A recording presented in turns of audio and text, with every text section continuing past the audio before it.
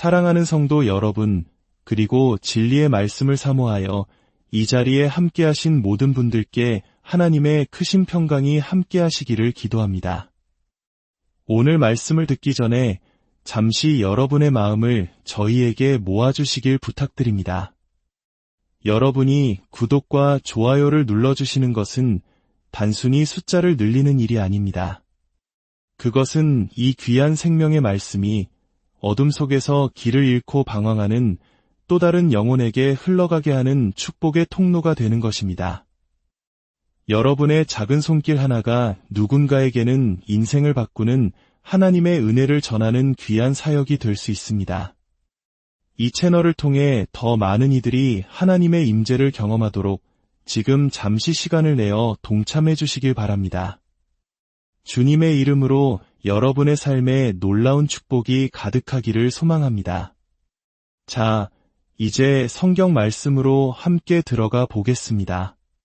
오늘은 여러분과 함께 하나님의 임재를 잃어버렸을 때 따라오는 결과, 그 무서운 대가에 대해 나누고자 합니다. 하나님께서 우리 곁을 떠나실 때 우리의 삶에 과연 어떤 일이 일어나는지에 대한 이야기입니다. 먼저 사무엘상 4장 10절의 말씀으로 가보겠습니다. 이스라엘 역사상 가장 비극적인 순간 중 하나입니다. 블레셋과의 전투에서 이스라엘은 처참하게 패배합니다. 그날 하루에만 무려 3만 명의 군사가 목숨을 잃었습니다. 상상해 보십시오. 3만 명의 아들이, 남편이, 아버지가 집으로 돌아오지 못한 것입니다. 온 나라가 통곡의 바다가 되었습니다. 왜 이런 끔찍한 일이 일어났을까요? 그들은 하나님의 선택받은 백성이 아니었습니까? 무엇이 문제였을까요? 성경은 그 이유를 분명히 밝히고 있습니다. 22절을 보면 한 여인의 비통한 외침이 기록되어 있습니다. 하나님의 궤를 빼앗겼으므로 영광이 이스라엘에서 떠났다. 하나님의 궤, 그것은 단순한 나무 상자가 아니었습니다. 그것은 바로 하나님의 임재, 그분의 살아있는 현존을 상징하는 것이었습니다. 즉, 이스라엘이 3만 명의 생명을 잃은 이유는 군사력이 약해서도 전략이 부족해서도 아니었습니다. 바로 그들 가운데 하나님의 임재가 없었기 때문입니다. 그들은 하나님께 죄를 지었고 그 결과 하나님의 보호하심이 떠나버린 것입니다.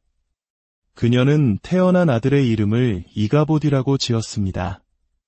이가봇. 그 뜻은 영광이 떠났다는 의미입니다. 하나님의 임재가 떠난 자리, 영광이 사라진 자리에는 죽음과 패배, 그리고 절망만이 남았습니다. 이것이 바로 하나님의 임재를 잃어버린 백성의 비참한 결과입니다. 이것은 단순히 구약시대의 낡은 이야기가 아닙니다. 로마서 3장 23절은 오늘을 사는 우리에게 이렇게 경고합니다. 모든 사람이 죄를 범하였음에 하나님의 영광에 이르지 못하더니 우리 모두가 죄로 인해 하나님의 영광, 즉 그분의 임재로부터 분리되었다는 것입니다.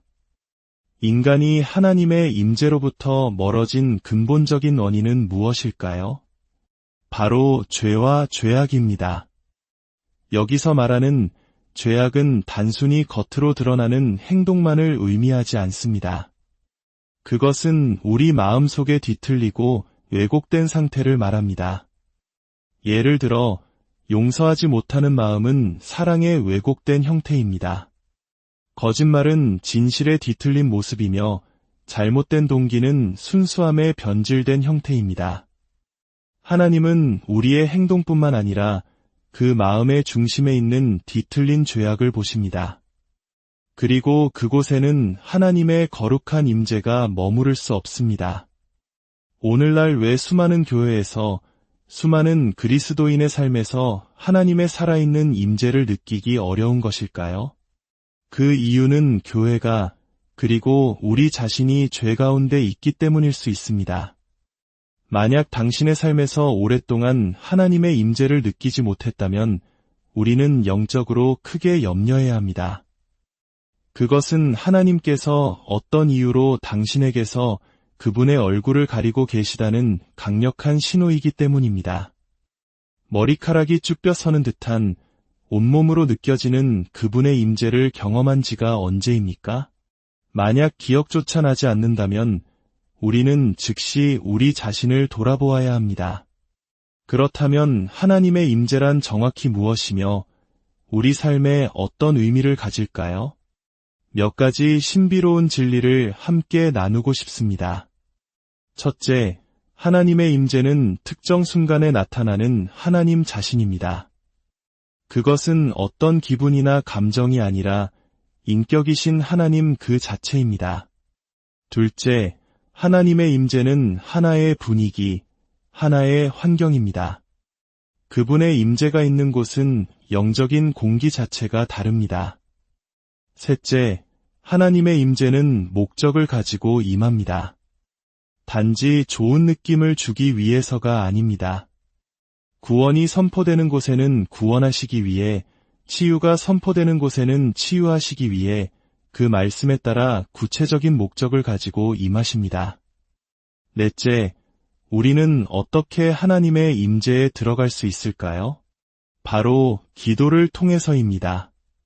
기도는 하나님의 임재로 들어가는 문과 같습니다.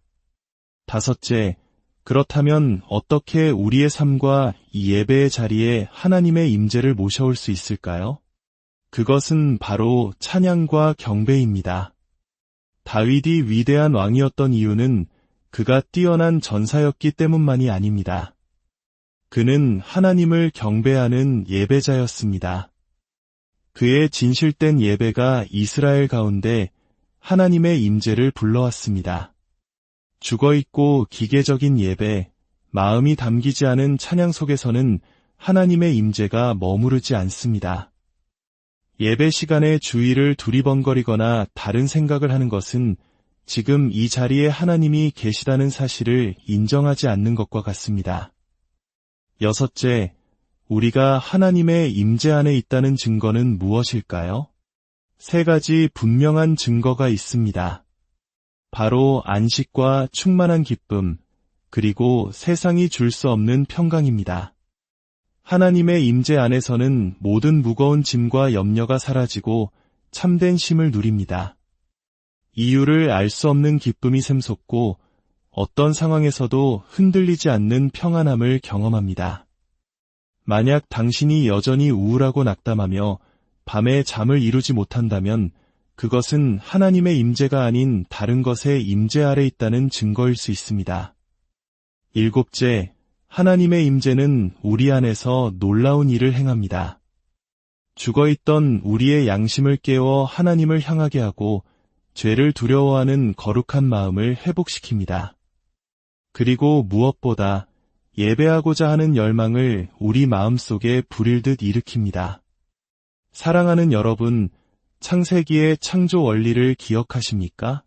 하나님은 무언가를 창조하시기 전에 그것이 살아갈 환경을 먼저 만드셨습니다.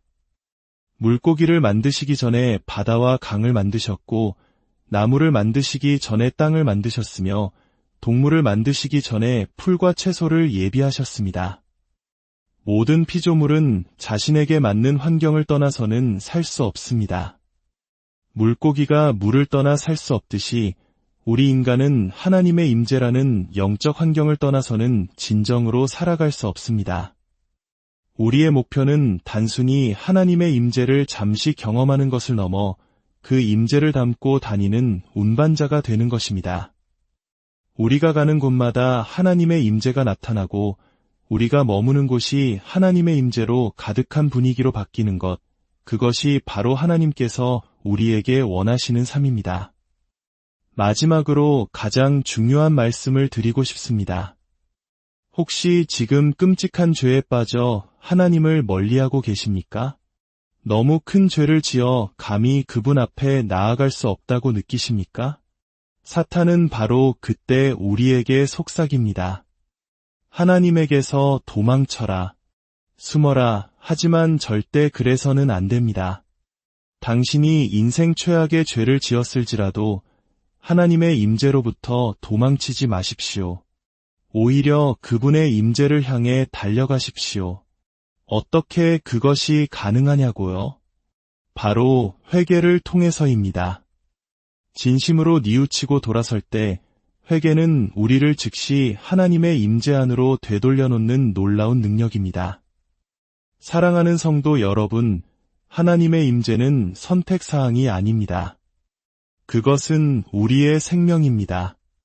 부디 이 말씀을 마음 깊이 새기시고 이번 한 주 동안 하나님의 임재를 구하고 그 임재 안에 머무르며 그 임재를 세상에 나타내는 축복의 통로로 살아가시기를 주님의 이름으로 간절히 축원합니다.